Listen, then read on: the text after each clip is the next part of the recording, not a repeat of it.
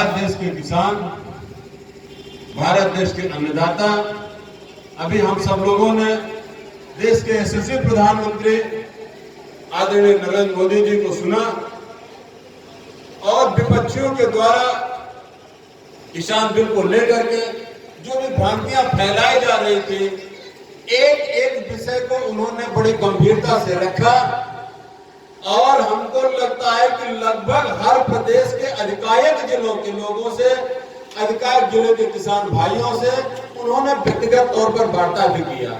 और जिन किसान भाइयों से बात कर रहे थे, लगभग सब किसान भाई संतुष्ट होते दिख रहे थे। सब लोग अपनी संतुष्टि और अपने किसान बिल के समर्थन में इच्छा जाहिर किया। लेकिन ये जो विपक्षी दल के लोग हैं, चूंकि इनके पास तो कुछ बचा नहीं है, कोई वजूद बचा नहीं है। जनधन खाता शुरू होने से पहले जब विपक्ष की सरकारें कहा करती थी कि हम केंद्र से 100 रुपए भेजते हैं तो 15 रुपए खाते में पहुंचता है, और आज जब माननीय प्रधानमंत्री जी ने 9 करोड़ लोगों को किसान सम्मान निधि भेजा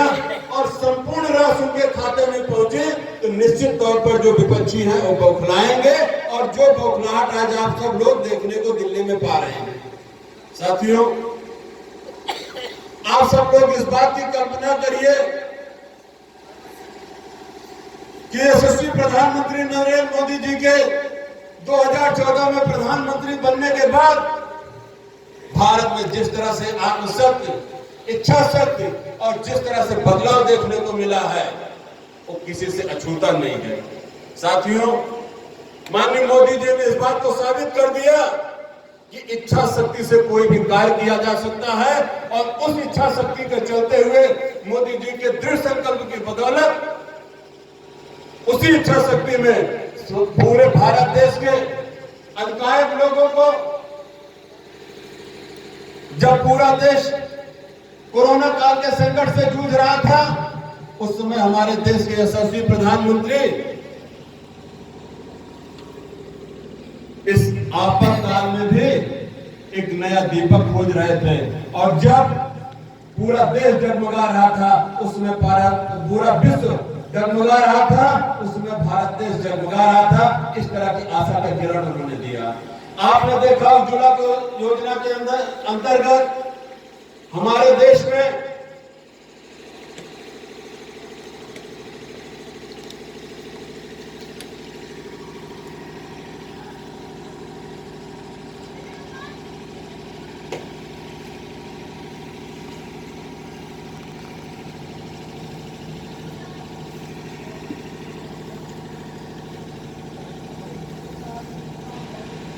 अब तक में 3 करोड़ परिवार के लोगों को इस योजना के तहत गैस का सिलेंडर मुफ्त में दिया जा चुका है। साथियों, कभी हमारे देश के जब वीर सैनिकों को घाटी पर मारा जाता था तो विपक्ष के नेता जो उसमें हुआ करते थे, उसमें जो सत्तासीन मंत्री हुआ करते थे, उन लोगों का बयान आया करता था कि सैनिक को मारने के लिए भर्ती होते हैं, सैनिक तो मारे जाते ही हैं। लेकिन भारत के यशस्वी प्रधानमंत्री नरेंद्र मोदी के प्रधानमंत्री बनते ही आपने देखा होगा जब उरी में आतंकवादी घटना हुई, उसके बाद 28 सितंबर 2016 को जब दुनिया का आधा हिस्सा सो रहा था, उस समय हमारे देश के सैनिक सर्जिकल स्ट्राइक किए और पीओके के अंदर जाकर के उनके सैनिकों को मार करके, उनके आतंकवादियों को नष्ट करके, पूरा मिशन फतेह करके और वापस फिर भारत देश आकर के अपने आप को स्थापित किए। साथियों, इसी क्रम में आपने देखा 26 फरवरी 2019 को जब बालाकोट के एयर स्ट्राइक हुई, पाकिस्तान द्वारा कराए गए पुलवामा हमले का मुंहतोड़ जवाब दिया गया। ये सब जो भी संभव हो पाया वो केवल मोदी जी की इच्छा शक्ति की बदौलत और आप सभी लोगों की एक वोट की बदौलत। अगर आप सब लोग एक वोट नहीं दिए होते, माननीय प्रधानमंत्री जी को, आप मोदी जी को प्रधानमंत्री नहीं बनाए होते, तो कतई इस तरह की स्थितियां भारत में न हुई थी, न देखने को मिलती। साथियों, इसी के साथ आपने देखा कि प्रधानमंत्री जी ने बहुत सारी योजनाएं चालू किया, जिसमें जनधन योजना के अंतर्गत 28 अगस्त 2014 को जब इसकी शुरुआत की गई,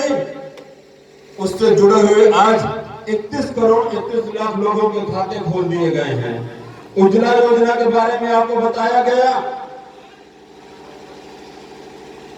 कि आज 3 करोड़ परिवार के लोगों को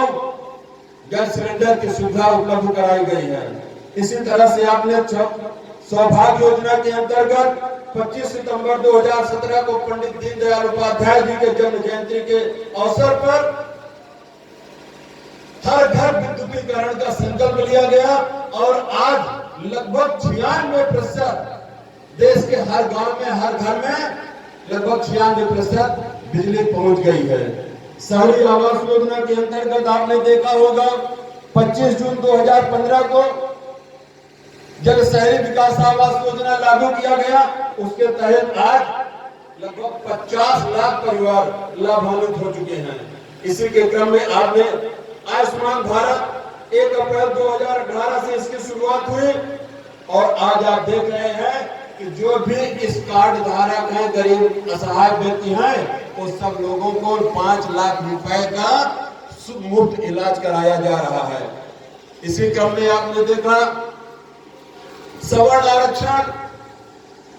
जिसको कि 10% का बढ़ोतरी किया गया और ये सारा कुछ अगर संभव हो सका तो केवल और केवल मोदी जी की इच्छा शक्ति से संभव हो सका। धारा 370, जहां पर एक देश हमारा और उसमें दो निशान, 2 विधान की व्यवस्था थे, उसको अगर किसी ने खत्म करने का काम किया तो भारत के यशस्वी प्रधानमंत्री आदरणीय नरेंद्र मोदी जी ने खत्म किया। 3 तलाक का विषय अगर आप देखा जाए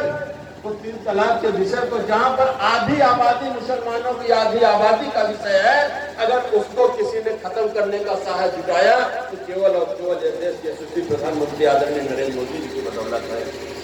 दस्तों से मामला लंबित चला रहा था, लगभग 30 से 40 दिन लगातार सुनवाई होने के बाद आपने देखा जिस तरह से राम मंदिर का निर्णय आया, आज पूरा देश जय श्री राम के नारों से गूंज रहा है। और ये सारे कार्यों को अगर कोई कर सकता है और किसी ने करने के लिए प्रेरित किया तो निश्चित तौर पर हमारे देश के अन्नदाता, हमारे देश के युवा साथी, हमारे देश के नौजवान, क्योंकि अगर आप सब लोगों ने माननीय मोदी जी के ऊपर भरोसा नहीं किया होता तो शायद ये सारी जितनी भी उपलब्धियां हैं ये आज आपके हिस्से में ना देखने को मिलती। और आप देख रहे होंगे यही वजह है कि आज पूरे विश्व में भारत की तरफ जब कोरोना काल का संकट चल रहा था, उसके बावजूद पूरा विश्व भारत की तरफ बड़ी आशा भरी नजरों से देख रहा था और भारत के यशस्वी प्रधानमंत्री के द्वारा दिखाए गए मार्गदर्शन पर, दिखाए गए रास्ते पर लगभग अधिकांश देशों ने चलने का काम किया। और बड़े ही गर्व की बात है कि भारत देश के सबसे बड़े जनसंख्या वाले प्रदेश उत्तर प्रदेश में, जहां हम लोग वास करते हैं, रहते हैं, वहां के यशस्वी मुख्यमंत्री जी ने भी माननीय मोदी जी के सपनों को साकार करते हुए जब 2017 में 21वें मुख्यमंत्री के रूप में योगी जी ने शपथ लिया था तो उनकी पहली बैठक में लघु एवं सीमांत किसानों का कर्ज माफ किया गया। योगी जी भी मोदी जी से कम नहीं है और उन्होंने पहली बैठक में ही लघु एवं सीमांत किसानों का कर्ज माफ किया। 2 करोड़ 4 लाख किसानों को किसान सम्मान निधि से लाभान्वित किए। 17 लाख किसानों को क्रेडिट कार्ड, गन्ना तथा चीनी उत्पादन में देश में प्रथम स्थान दिलाया। 46 साल से लंबित बांध की परियोजना को शुरू कराया और 84-83 खेतों में तालाब बनवा करके बुंदेलखंड में जल आपूर्ति की व्यवस्था अगर किसी ने शुरू कराई तो उत्तर प्रदेश के यशस्वी मुख्यमंत्री आदरणीय योगी आदित्यनाथ जी हैं। पूरे प्रदेश में 2,97,477 अब तक में किसान भाइयों को समर्पित निःशुल्क बोरिंग किया गया है, जो इस कार्य को कराने का प्रमुख से उत्तर प्रदेश के यशस्वी मुख्यमंत्री आदरणीय योगी आदित्यनाथ जी को जाता है। इससे पहले भी बहुत सरकारें बनी, इससे पहले भी बहुत सारे मुख्यमंत्री आए, लेकिन वो कहीं न कहीं कोई पत्थर में किसी न किसी कोई हज में किसी न किसी व्यवस्था में लोग लगे रहे। लेकिन उत्तर प्रदेश में जब से मुख्यमंत्री योगी आदित्यनाथ जी आए, आप देख रहे होंगे गौ हत्या कानून को लेकर के आज विश्व के कई प्रदेश ऐसे हैं जो गौ हत्या कानून को लेकर के वहां पर अपना फिर से उन्होंने अपने कानून को अपने प्रदेश में लागू किया। हरियाणा के मुख्यमंत्री ने तो वहां के कृषि मंत्री को, पशुपालन मंत्री को लखनऊ भेजा कि आप जाकर के देख करके आइए कि किस तरह से वहां पर इस व्यवस्था को लागू किया गया और कैसे सुचारू रूप से किया जा रहा है। आज हर घर में नल योजना से पूरे प्रदेश में शुद्ध पेयजल दिया जा रहा है। यह योजना किसानों के लिए एक वरदान साबित हो रही है। इस योजना के तहत अब तक 10 करोड़ 26 लाख किसानों को इसका फायदा मिल चुका है। कोरोना काल में फ्री राशन, जनधन खाते में 500 रुपए भेजने का काम हमारे देश के यशस्वी प्रधानमंत्री आदरणीय नरेंद्र मोदी ने किया, जहां पर इस बात को कहा जाता है कि भारत के अंतिम पायदान पर किसी भी जगह पर बैठे हुए सबसे पिछड़े व्यक्ति तक हमारा पहुंचना, जब तक वह व्यक्ति अमीर नहीं हो जाता है, जब तक वह व्यक्ति पूरी तरह से उसको सारी सुविधाएं मुहैया नहीं कराई दी जाती है, तब तक हम चुप बैठने वाले नहीं हैं। और उसी के तहत कोरोना काल में भी आपने देखा होगा कि लगभग लोगों के सबके खाते में 500 रुपए और सबको फ्री में अनाज देने का काम किया गया। वहीं पर प्रदेश के यशस्वी मुख्यमंत्री आदरणीय योगी आदित्यनाथ जी ने मनरेगा के तहत हर लोगों को अपने गांव में स्वरोजगार देने का काम किया। ये सारा का सारा विषय उत्तर प्रदेश के यशस्वी मुख्यमंत्री के नेतृत्व से जाता है और भारत देश को जो प्रधानमंत्री मिला हुआ है, आज उसकी बदौलत पूरे विश्व भारत में बड़ी आशा भरी नजरों से देख रहा है। साथियों, आप सब लोगों का जो इसमें जो प्यार देश के यशस्वी प्रधानमंत्री आदरणीय नरेंद्र मोदी पर है, आप विचार करिए कि आज जो विपक्ष के लोग हैं तो मोदी जी का विरोध करते करते कब देश विरोधी हो गए, इसका उनको कहीं खुद को आकलन नहीं हो पाया। और अभी आपने देखा कि जम्मू कश्मीर में भी चुनाव हुआ है, वहां पर भी 74 सीटों के साथ भारतीय जनता पार्टी आगे आई है। इसका मतलब कि कहीं ना कहीं आप सब लोग, पूरे भारत के लोग आदरणीय नरेंद्र मोदी जी पे आस्था व्यक्त कर रहे हैं। और वही बदौलत है कि आज जहां भी देखिए वहां पर भगवा की जय जयकार हो रही है, भारत की जय जयकार हो रही है, वंदे मातरम का नारा लग रहा है, भारत माता की जय जयकार हो रही है। और चाहेंगे कि ये भारत माता की जय जयकार, वंदे मातरम और हिंदुस्तान की जय जयकार, आप लोग इसी तरह से इसको आगे गति देते रहिए। ये रुकने न पाए। साथियों, इन्हीं बातों के साथ अपनी बात को विराम करते हैं। जय हिंद, जय भारत।